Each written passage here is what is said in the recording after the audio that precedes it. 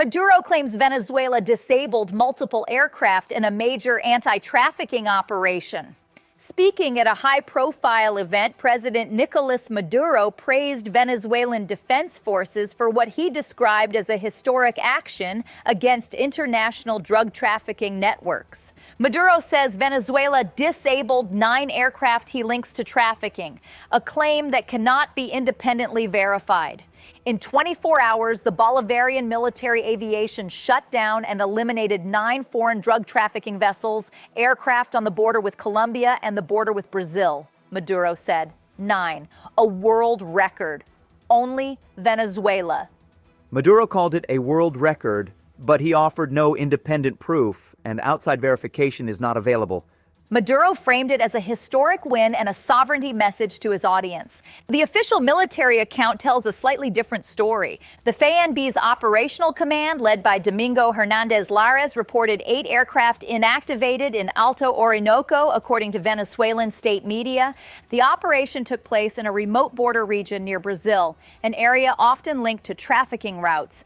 Hernández Lárez says the aircraft were found on illegal strips and destroyed on site, along with 4 camps, details that cannot be independently confirmed.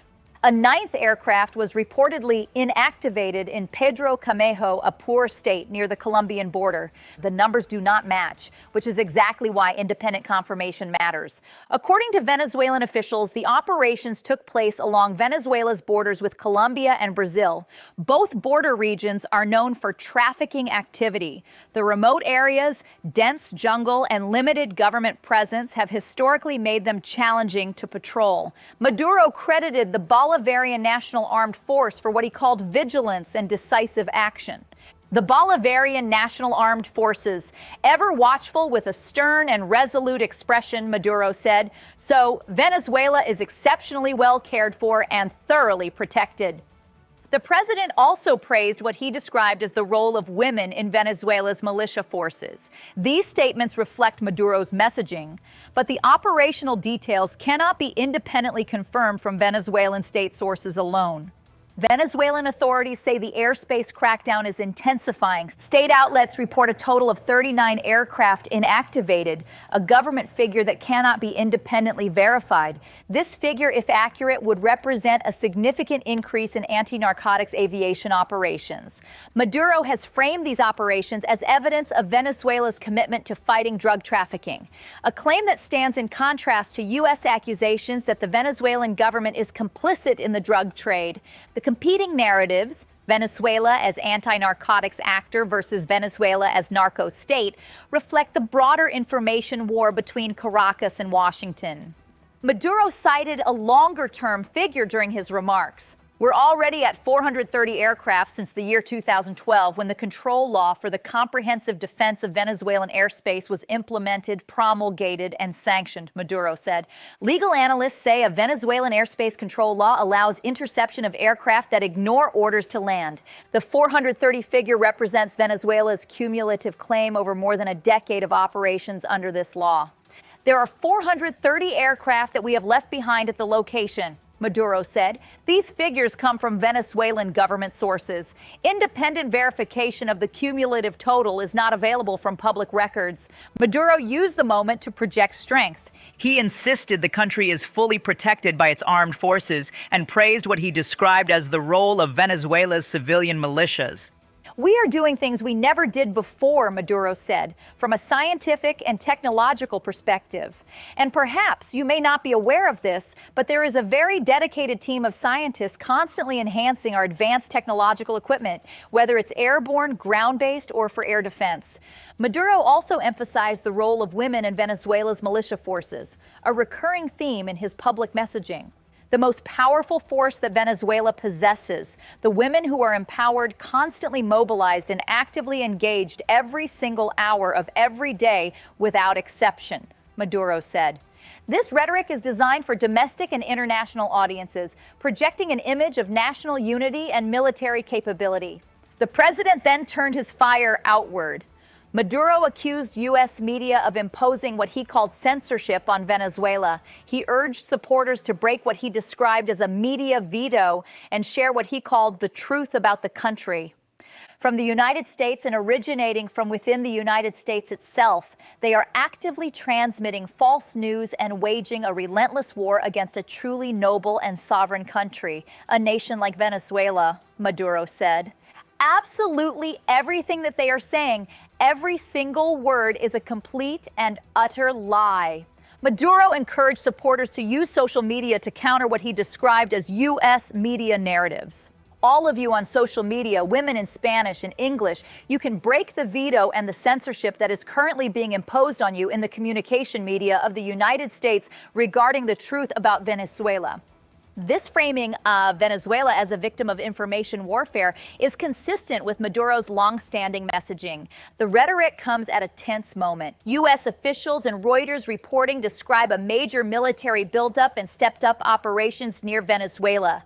Washington has increased deployments in the southern Caribbean, citing operations against drug trafficking and organized crime.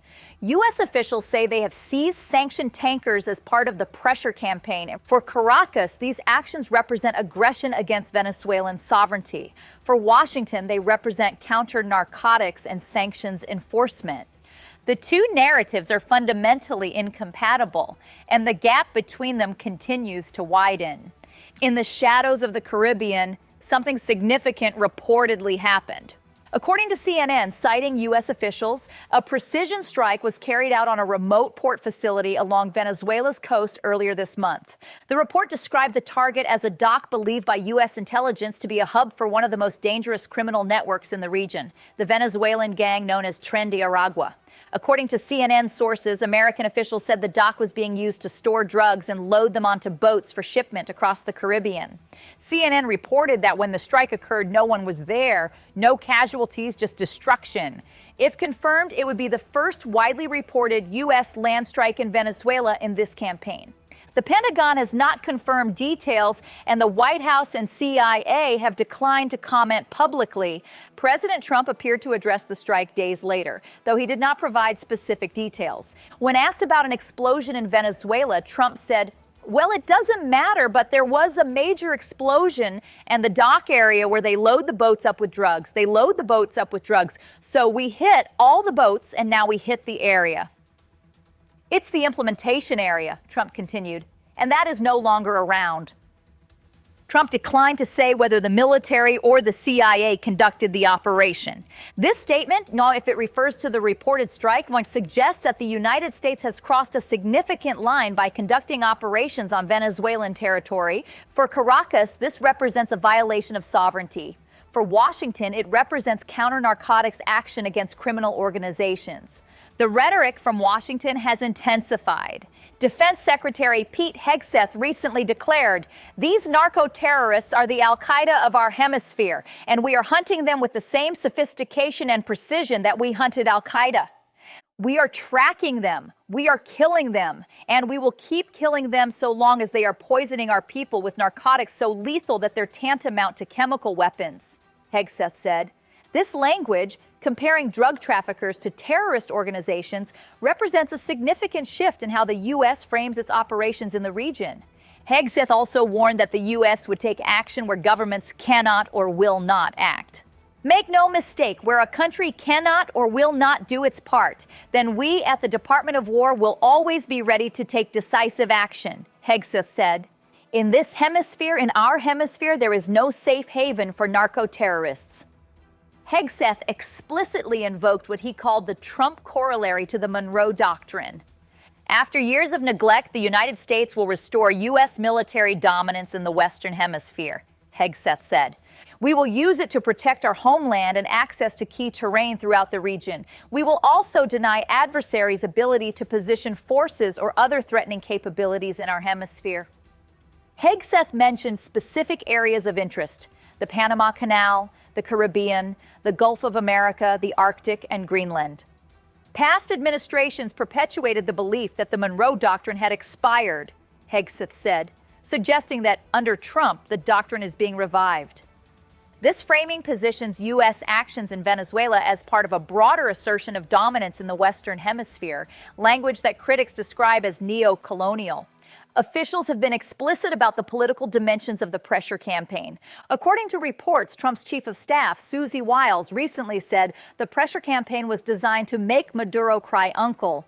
One source described the dock strike as successful but symbolic. One facility destroyed among many. A message more than a knockout blow. Caracas says it is regime change, while critics in the U.S. also argue the campaign has political goals beyond counter-narcotics. For years, Washington has sought to pressure Maduro out of power through sanctions, diplomatic isolation, and support for opposition figures. The current campaign, combining reported strikes, naval operations, and blockade threats, represents an escalation of these efforts. The reported dock strike did not happen in isolation. According to U.S. officials, the U.S. has been conducting operations against suspected drug trafficking boats in the Caribbean and Eastern Pacific, destroying what officials say is more than 30 vessels. These figures come from U.S. government sources. Some lawmakers and legal experts have questioned the legal basis and the proof standards for these strikes. Trump has ordered what the administration describes as blockades on sanctioned Venezuelan oil tankers. Reuters reported Trump authorized covert CIA operations inside Venezuela, but details remain largely unconfirmed publicly. The U.S. operations raise significant legal questions. Under international law, conducting military operations on another country's territory without that country's consent is generally considered a violation of sovereignty. The United States has justified its operations as counter-narcotics enforcement and action against designated criminal organizations. But some lawmakers and legal experts have questioned the legal basis and the proof standards for these operations. Venezuela has condemned U.S. actions as aggression, framing them as part of a broader campaign to overthrow the government and seize the country's resources. From Venezuela's perspective, the country is defending itself against U.S. aggression. Maduro has framed the anti-narcotics operations as evidence that Venezuela, not the United States, is genuinely fighting drug trafficking. We stood our ground against them with unwavering determination, Maduro said. We have not succumbed to the temptations of imperialism. Aircraft associated with drug trafficking will be met with a response from the Bolivarian National Armed Forces because this airspace and this territory will be defended and respected. This framing positions Venezuela as a sovereign nation defending itself, rather than the narco state portrayed in U.S. rhetoric. The competing narratives reflect fundamentally different understandings of what is happening in the region. The gap between U.S. and Venezuelan narratives is stark. Washington frames its operations as counter-narcotics enforcement, targeting drug traffickers who threaten American lives. Caracas frames U.S. operations as aggression, part of a decades-long campaign to overthrow the Venezuelan government and control the country's oil resources. Both narratives contain elements that are difficult to verify independently. The United States does face a genuine fentanyl crisis. Drug trafficking networks do operate in the region. But the U.S. has also pursued regime change in Venezuela for years. The current pressure campaign has explicit political dimensions, according to U.S. officials' own statements. The truth may contain elements of both narratives, but the framing matters for how the conflict is understood. The conflict extends to the information domain. Maduro accuses U.S. media of spreading lies about Venezuela. He encourages supporters to counter these narratives on social media. U.S. officials describe Venezuela as a narco state and compare traffickers to al-Qaeda. Both sides are engaged in information warfare, seeking to shape international and domestic perceptions of what is happening. For observers trying to understand the situation, this creates challenges. Claims from both sides must be evaluated critically, with attention to sources, evidence, and potential biases. Independent verification is often impossible in the current environment. The Venezuela situation has implications beyond the bilateral U.S.-Venezuela relationship. Latin American countries are watching closely. Many have historically been wary of U.S. intervention in the region, a wariness shaped by decades of Cold War-era coups and interventions. The invocation of the Monroe Doctrine, whilst even with a Trump corollary, raises concerns about U.S. intentions in the broader region. Countries like Colombia and Brazil, which share borders with Venezuela, face complex calculations. They have their own interests in regional stability, interests that may not align perfectly with Washington's approach. The broader question is whether U.S. pressure will achieve its stated goals or whether it will entrench the conflict and destabilize the region. Colombia occupies a particularly complex position. As Venezuela's neighbor and a traditional U.S. ally, Colombia must balance its relationship with Washington against the practical realities of sharing a long border with Venezuela. Millions of Venezuelan migrants have crossed into Colombia in recent years. Trade and smuggling both flow across the border. Criminal organizations operate on both sides. For Bogotá, any escalation of the U.S.-Venezuela conflict could have direct consequences, including refugee flows, cross-border violence, and economic disruption. Colombia's position illustrates the regional stakes of the current confrontation. Brazil also shares a border with Venezuela, specifically in the Amazon region where the recent aircraft operations reportedly took place. The Alto Orinoco area, where Venezuela says it inactivated 8 aircraft, is near the Brazilian border.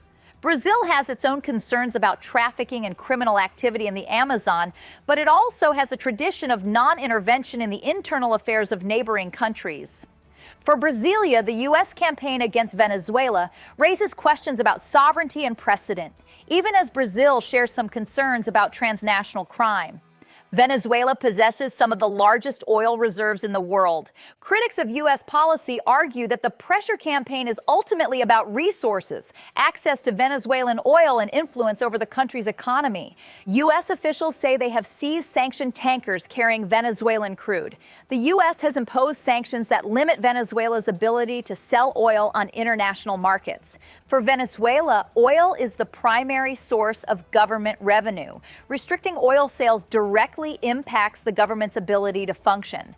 For the U.S., the sanctions are designed to pressure the government, but critics argue they primarily harm ordinary Venezuelans, while the government remains in power. The Venezuela situation has global dimensions. China is a major buyer of Venezuelan oil, often circumventing U.S. sanctions.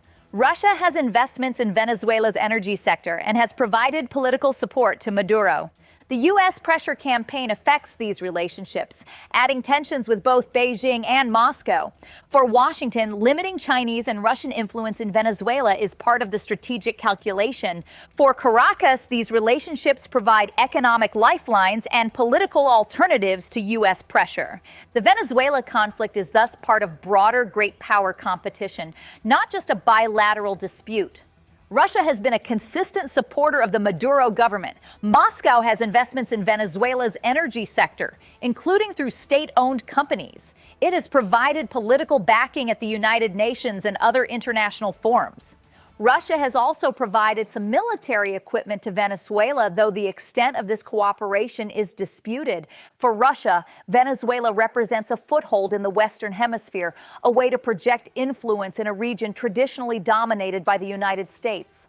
The U.S. invocation of the Monroe Doctrine is, in part, a response to this Russian presence, an assertion that the Western Hemisphere is an American sphere of influence.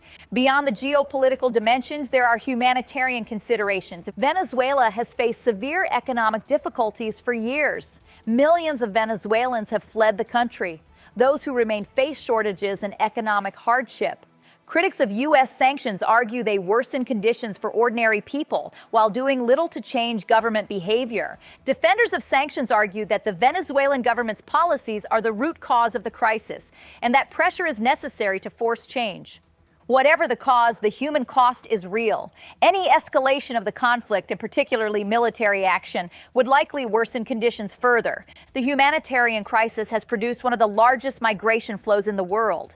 According to international organizations, millions of Venezuelans have left the country in recent years, fleeing economic hardship, political repression, and lack of opportunity. Many have gone to Colombia, Peru, Ecuador, Chile, and other Latin American countries. Others have made the dangerous journey to the United States. This migration has created challenges for receiving countries, straining resources and, in some cases, generating political backlash. For critics of U.S. policy, the sanctions have contributed to the conditions driving migration. For defenders, the migration is a consequence of the Venezuelan government's failures. The trendy Aragua gang, the target of the reported CIA strike, according to CNN, has become a focus of U.S. countercrime efforts. U.S. officials describe it as one of the most dangerous criminal organizations in the Western Hemisphere, involved in drug trafficking, human smuggling, and other criminal activities. The gang reportedly originated in Venezuelan prisons and has since expanded its operations across Latin America and, according to U.S. law enforcement, into the United States itself. For Washington, trendy Aragua represents a direct threat to American security. For Caracas, U.S. operations against the gang on Venezuelan territory represent a violation of sovereignty, regardless of the target. The language used by U.S. officials has shifted. What was once described as counter-narcotics is now described as counter-terrorism, with officials like Hegseth comparing traffickers to al-Qaeda. This shift has legal implications. Counterterrorism operations may fall under different authorities than counter-narcotics operations, potentially allowing more aggressive action. Critics argue that the narco-terrorist designation is being used to expand executive authority and circumvent legal constraints. For Venezuela, the shift represents further evidence that the U.S. campaign is about regime change, not drugs. Hegseth also discussed broader defense initiatives during his remarks. He mentioned what he called Golden Dome for America, a missile defense initiative that he compared to Reagan's Strategic Defense Initiative. President Reagan promised SDI, Strategic Defense Initiative. President Trump's doing the same thing. Now the tech is caught up and we can actually build a Golden Dome for America. A game changer, Hegseth said. He also discussed nuclear modernization, cyber defense, and the continued fight against global jihadism. These broader defense themes provide context for the Venezuela operations, positioning them as part of a comprehensive approach to American security. The situation remains tense. Maduro claims Venezuela is inactivating drug trafficking aircraft at record rates. The U.S. claims it is conducting successful counter-narcotics operations. Both sides are projecting strength. Neither shows signs of backing down. Will the U.S. continue operations on Venezuelan territory? Will Venezuela respond militarily? Will the pressure campaign succeed in forcing concessions? Or will it simply entrench the conflict? These questions do not have clear answers. What is clear is that the rhetoric is escalating, the operations are intensifying, and the stakes for Venezuela, for the region, and for international law continue to rise. Throughout this story, verification challenges are apparent. Venezuela's claims about aircraft inactivated come from government sources and cannot be independently confirmed. U.S. claims about strikes and operations also come from government sources and with details often unconfirmed. The discrepancy between Maduro's 9 and the military's 8 is a small example of why independent confirmation matters. For observers trying to understand what is actually happening, the information environment is challenging. Claims from both sides must be evaluated with appropriate skepticism. Maduro claims Venezuela disabled multiple aircraft in a major anti-trafficking operation. 9 in 24 hours, according to his statements. The FANB's operational command reported 8 inactivated in Alto Orinoco. Maduro called it a world record, but he offered no independent proof and outside verification is not available. State outlets report 39 aircraft inactivated this year and 430 since 2012, government figures that cannot be independently verified. Maduro framed it as a historic win and a sovereignty message and accusing U.S. media of spreading lies. Meanwhile, CNN reported, citing U.S. officials, that a strike was carried out on a Venezuelan dock facility. If confirmed, it would be the first widely reported U.S. land strike in Venezuela in this campaign. Trump appeared to address the strike, saying the implementation area is no longer around. Defense Secretary Hegseth invoked what he called the Trump corollary to the Monroe Doctrine, promising to restore U.S. military dominance in the Western Hemisphere.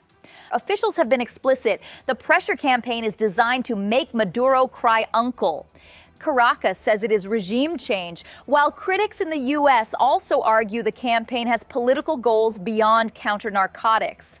The competing narratives reflect fundamentally different understandings of what is happening and what should happen next. The conflict shows no signs of resolution. The rhetoric is escalating, the operations are intensifying, and Venezuela, with its oil, its strategic location, and its defiant government, remains at the center of a confrontation between Washington's assertions of hemispheric dominance and Caracas's claims of national sovereignty. The world is watching, and the stakes remain high.